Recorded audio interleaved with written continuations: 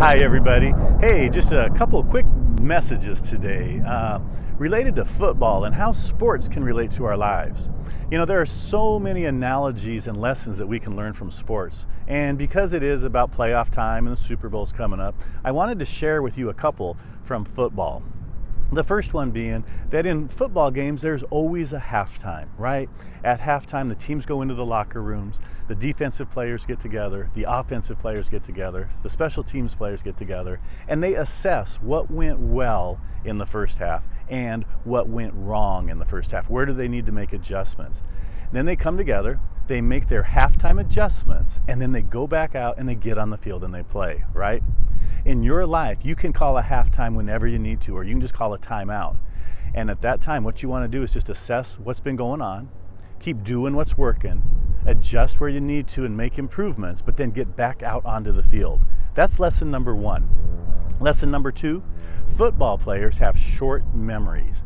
If they've dropped a pass, missed a tackle, they quickly forget it and they move on. They know that there's always another play, there's always another game, there's always another season. I remember when the Broncos lost the Super Bowl a few years ago, and I saw Peyton Manning on TV like a week later, and he was at a golf tournament, and he looked happy. And I'm like, what's up with that? I was still depressed that they lost. And I'm pretty sure that Peyton takes football more seriously than I do. But Peyton has learned this great message throughout his life. He's played so long that he knows there is always another game. There's always another season. Whether he won the last game or lost, there's another game. Whether they win the Super Bowl or they lost, there's always another season. And that's the same for you in your life.